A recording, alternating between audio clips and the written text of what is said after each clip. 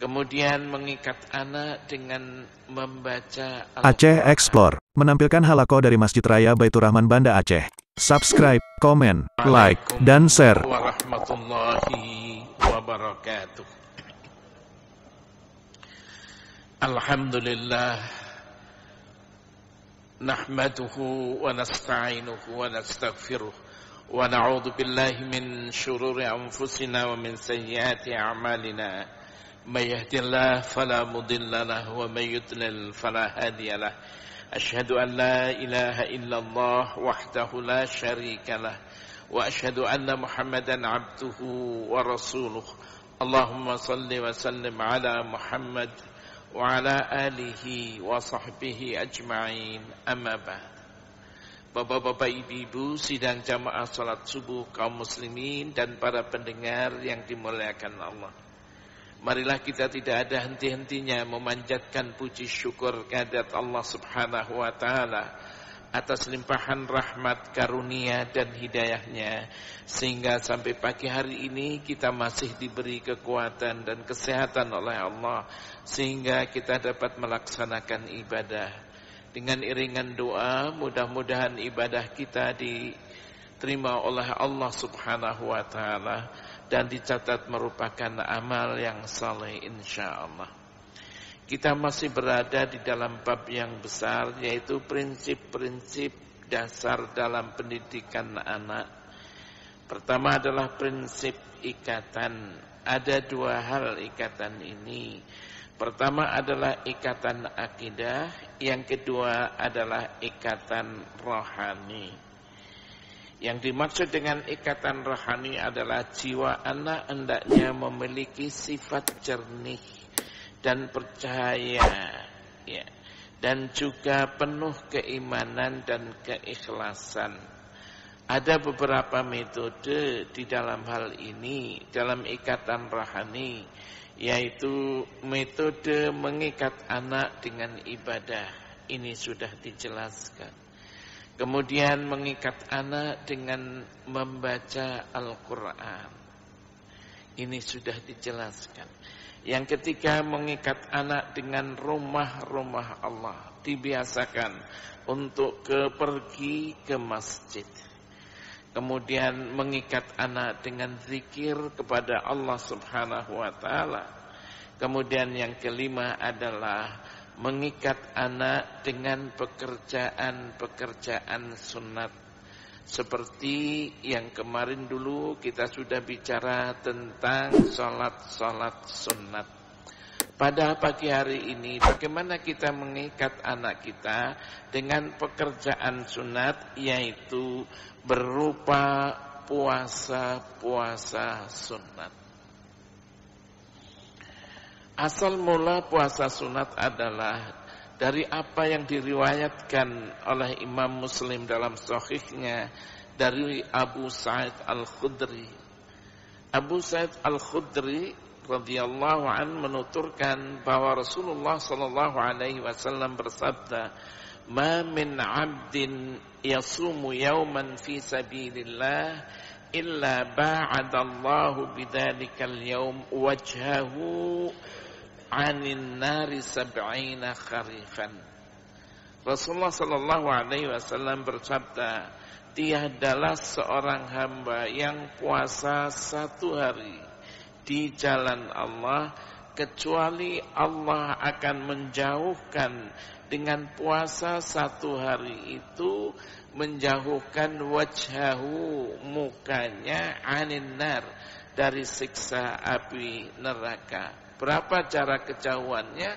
Sab'ina kharifan, 70 jarak perjalanan. Jadi kalau orang puasa satu hari, puasanya ini didasarkan karena mencari ridha Allah, di jalan Allah, maka Allah Subhanahu wa ta'ala menjauhkan dia 70 jarak perjalanan kejauhan dari siksa api neraka. Ini dasarnya.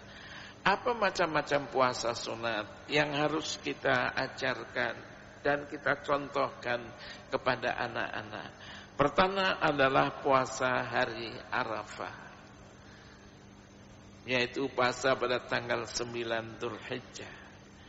Hal ini sebagaimana diriwayatkan oleh Imam Muslim dari Abu Qatadah bahwa Rasulullah sallallahu alaihi wasallam bersabda, "Syiyamu shaumi Arafah ukhtusiba 'ala Allah ayyukaffira as-sanah allati qablahu was-sanah allati ba'dahu."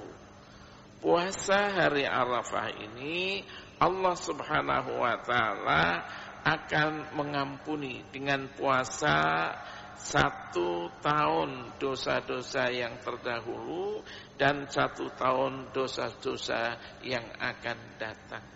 Jadi orang yang puasa Arafah begitulah pahalanya. Termasuk di dalamnya adalah puasa hari Asyura dan hari Tasu'a. Hari Asyura adalah puasa tanggal 10 Muharram. Tasu'a itu adalah puasa tanggal 9 Muharram. Rasulullah sallallahu alaihi wasallam bersabda, "Siyamu yaumi Asyura uhtusiba 'ala Allah ayyukaffira as-sanah allati qablahu was-sanah allati ba'dahu." Dalam sebuah riwayat Ibnu Abbas meriwayatkan dari Rasulullah sallallahu alaihi wasallam bahwa beliau bersabda, "La in baqaitu ila qabilin la asumanna tasi." Kalau nanti saya masih ada, masih hidup sampai tahun yang akan datang, maka saya akan puasa pada hari Tasu'a, yaitu tanggal 9 Muharram. Ada beberapa sahabat mengatakan kepada Rasulullah sallallahu alaihi wasallam, "Bukankah orang-orang Yahudi juga puasa tanggal 10 Muharram ya Rasulullah?" Rasulullah mengatakan, "Nanti tahun depan kita akan puasa, yaitu puasa tanggal 9 Muharram dan puasa tanggal 10 Muharram. Akan tetapi tahun depannya Rasulullah sallallahu alaihi wasallam sudah meninggal sehingga tidak menjalankan puasa tanggal 9 Muharram. Namun karena sudah direncanakan oleh Rasulullah sallallahu alaihi wasallam, beberapa pendapat mengatakan silakan untuk puasa tanggal 9 Muharram dan tanggal juga 10 Muharram. Bapak-bapak, ibu-ibu, selanjutnya adalah puasa 6 hari di bulan Syawal. Seperti hadis yang diriwayatkan Muslim dari Abu Ayyub Al-Ansari bahwa Rasulullah sallallahu alaihi wasallam bersabda, "Man shama Ramadan thumma atba'ahu 6 min Syawal kana kasyamid dahr." Orang yang berpuasa bulan Ramadan thumma atba'ahu 6 min Syawal, kemudian terus diikuti 6 hari pada waktu bulan Syawal, kana kasyamid dahr, itu seperti puasa 1 tahun penuh. Kenapa begitu? Ya kalau orang berbuat kebaikan kan 10 ya. 10 dilipatkan 10. Kalau 6, 60. Kalau kita 1 bulan 10 kali 30, 300. Tadi 360 hari hampir sama dengan 1 tahun. Begitu ada yang menganalogikan seperti itu. Kemudian yang selanjutnya adalah puasa 3 hari putih atau Yaumul Bid. Ya. Kenapa dikatakan Yaumul Bid? Yaitu seperti diriwayatkan Imam At-Tirmidzi dari Abu Dzar radhiyallahu an, ia berkata, Rasulullah sallallahu alaihi wasallam bersabda, "Idza sumta min syahr 3 ayyam fasum 13 wa 14 wa 15." Apabila kamu puasa minas syahri 3 ayyam, dari 1 bulan 3 hari, fasum, maka puasalah pada tanggal 13, puasalah tanggal 14, puasalah tanggal 15. Sehingga dikatakan shaumul bid, yaitu puasa putih. Kenapa puasa putih? Pada 3 hari itu di mana bulan memancarkan sinarnya yang sangat-sangat cerah, sangat putih, sangat cerah, sehingga dikatakan dengan saumu bid. Tetapi jangan lupa bulannya adalah bulan Hijriah. Kemudian ada puasa hari Senin dan hari Kamis. Hari Senin dari hari Kamis. Seperti diriwayatkan oleh Imam At-Tirmidzi bahwa Rasulullah sallallahu alaihi wasallam senantiasa puasa Senin, puasa Kamis. Dan pernah beliau ditanya tentang hal itu, maka Rasulullah sallallahu alaihi wasallam menjawab, "Tu'radul a'mal yaumal itsnin wal khamis." Amal-amal perbuatan itu akan dibentangkan pada hari Senin, pada hari Kamis. Fa'ukhib ayyu'rad amali wa ana sha'im. Saya senang betul agar amalku dibentangkan nanti oleh Allah wa ana sha'im, sedangkan saya pada waktu itu dalam keadaan puasa. Jadi hari Senin, hari Kamis dikumpulkan amal-amal kita.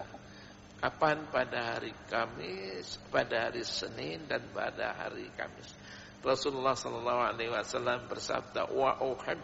Saya senang kali kalau amalku nanti dibentangkan oleh Allah pada waktu itu saya dalam keadaan puasa. Begitu Rasulullah sallallahu alaihi wasallam dalam sabdanya. Kemudian selanjutnya adalah puasa sehari, berbuka sehari. Wah, ini memang agak susah, tapi ada yang melakukan hal itu. Puasa ini adalah sering dikatakan dengan puasa Nabi Daud alaihissalam. Seperti diriwayatkan Bukhari dari Abdullah bin Umar radhiyallahu anhu bahwa Rasulullah sallallahu alaihi wasallam bersabda kepadanya, "Sum yauman wa aftir yauman." Puasalah kamu satu hari dan kamu jangan puasa satu hari. Jadi selang-seling. Fadzalika siyamu Daud alaihissalam. Itulah puasa Nabi Daud alaihissalam. Wa huwa afdal as-siyam. Maka itu adalah puasa yang paling utama. Ini kalau kita kuat melakukan hal itu. Ya. Kemudian apa hikmah daripada itu semuanya? Dari kebiasaan mengerjakan puasa-puasa sunat termasuk salat-salat sunat. Mengikat anak dengan ibadah sunnah ini merupakan faktor penting. Dalam upaya apa? Dalam upaya membentuk rohani dan keimanan anak. Membentuk rohani dan keimanan anak. Mempersiapkan moral dan spiritualnya. Bahkan akan menumbuhkan sifat-sifat ikhlas. Sifat ketakwa, rasa muraqabah. Bahwa dia selalu diawasi oleh Allah subhanahu wa ta'ala. Mengikat keagungan Allah subhanahu wa ta'ala dalam berbagai situasi dan kondisi. Jika kita melaksanakan semua ini, maka kita akan sampai pada tujuan sebagaimana yang diharapkan dalam menjalin ikatan rohani terhadap anak. Ini Masya Allah, kalau bapak-bapak, ibu-ibu sebagai orang tua, pendidik, guru-guru, ya, memerintahkan, dan dia memberikan contoh, jangan lupa. Dan dia memberikan contoh, orang tua memberikan contoh, guru memberikan contoh, maka ini akan melahirkan kebersihan jiwa, ketakwaan terhadap anak, dan anak merasa muraqabah, Allah mengawasi dia dalam beberapa, semua diawasi oleh Allah subhanahu wa ta'ala. Kalau ini ada. Tapi saya lihat ada di beberapa lembaga-lembaga pendidikan, tapi tidak diwajibkan. Barang siapa yang ingin puasa Senin, ingin puasa Kamis, diberi fasilitas. Nanti sholat maghrib, kumpul anak-anak yang puasa-puasa, kemudian sholat berjamaah, begitu menjadi kebiasaannya, sehingga anak itu membiasakan untuk puasa-puasa sunat. Begitu juga dengan sholat-sholat sunat. Karena akhlak itu adalah kebiasaan kita. Bagaimana kita membiasakan sehingga apa yang kita biasakan adalah menjadi bagian di dalam diri kita. Dalam pepatah Arab mengatakan al-insan ibnu awaid. Manusia itu adalah anak kebiasaannya. Jadi pembentukan karakter itu sebetulnya adalah bagaimana anak kita biasakan sehingga menjadi bagian dirinya. Sehingga nanti ketika tidak ada orang tua jauh, ibu jauh, maka anak itu akan melakukan hal itu. Sering kadang-kadang orang tua memaksa. Allah mengatakan, nah Allah perintah seperti ini, nah Allah perintah, Rasulullah Sallallahu Alaihi Wasallam perintah ini. Jadi yang diingat oleh anak itu adalah ini perintah Allah, ini perintah Rasulullah Sallallahu Alaihi Wasallam. Sehingga ketika orang tua ini tidak ada, maka anak itu akan melaksanakannya karena Allah selalu mengawasinya. Lah ini menjadi pembentukan karakter yang sangat luar biasa terhadap diri anak. Kemudian yang terakhir ini bapak-bapak adalah mengikat anak dengan rasa muraqabah. Yaitu merasa bahwa Allah Subhanahu wa taala senantiasa mengawasi dia kapanpun, dimanapun. Baik dia dalam keadaan sendirian maupun ketika berteman atau berjamaah. Muraqabah atau pengawasan Allah terhadap kita ini adalah merupakan kesadaran sebagai seorang muslim bahwa Allah mempunyai sifat ilmu, yaitu melihat. Bahwa Allah mempunyai sifat asam, mendengar. Bahwa Allah mempunyai sifat al-basar, yaitu melihat. Kesadaran seperti itu bahwa Allah melihat, bahwa Allah mendengar, maka Allah Subhanahu wa taala akan mengawasi makhluknya seluruhnya, baik itu yang tersurat maupun yang tersirat. Bahkan yang terdetik di dalam hati pun Allah Subhanahu wa taala mengetahuinya. Dia mengetahui apa yang dipikirkan dan rasakan. Tidak ada satupun yang luput dari pengawasan Allah Subhanahu wa taala. Di dalam surat Al-An'am ayat 59 Allah berfirman, "Wa 'indahu mafatihul ghaibi la ya'lamuha illahu." Di sisi dialah, artinya di sisi Allah lah mafatihul ghaib, yaitu kunci-kunci masalah yang gaib. La ya'lamuha illahu. Tidak ada yang tahu kecuali hanya Dia Allah. Wa ya'lamu ma fil barri wal bahr. Dialah Allah yang mengetahui apa yang ada di daratan, apa yang ada di lautan. Wa ma tasqutu min waraqatin illa ya'lamuha. Dan tidak ada satu daun pun jatuh kecuali Allah melihatnya. Wala habbatin fi dhulumatil ard, dan juga tidak ada satu biji pun yang ada di kegelapan dunia ini, wala rabbin wala yabisin, dan tidak ada juga yang basah dan kering, illa fi kitabim mubin, kecuali tersurat di dalam Lauh Mahfuz. Begitu Allah berfirman dalam surat Al-An'am ayat 59. Masalah yang gaib adalah Allah lah yang mengetahui. Semua diketahui Allah, ditanamkan ke dalam diri anak-anak kita. Beberapa ayat Al-Quran tentang muraqabah ini, di dalam surat An-Nisa Allah Subhanahu wa taala berfirman dalam An-Nisa ayat 1, "Innallaha kana 'alaikum raqiba." Sesungguhnya Allah Subhanahu wa taala akan mengawasi kamu. Di dalam surat Al-Ahzab ayat 52 Allah berfirman, "Wa kanallahu 'ala kulli syai'in raqiba." Allah Subhanahu wa taala mengawasi segala sesuatu yang ada ini. Kemudian dalam surat Al-Mu'min ayat 19 Allah berfirman, "Ya'lamu kha'inatal a'yun wa ma tukhfi as-sudur." Dialah Allah yang mengetahui pandangan mata yang khianat dan mengetahui apa yang terdetik di dalam hati. Allah mengetahui. Merupakan muraqabah yang paling dikatakan yang paling besar menurut Rasulullah sallallahu alaihi wasallam, sebagaimana dikatakan di dalam hadis Rasulullah sallallahu alaihi wasallam, "Anta'budallah ka'annaka tarah, fa in lam takun tarah fa innahu yarak." Yaitu kamu menyembah Allah ka'annaka tarah, seolah-olah kamu melihatnya. Wa in lam takun tarah, kalau kamu memang tidak melihatnya, fa innahu yarak, maka sesungguhnya Allah itu melihat kamu.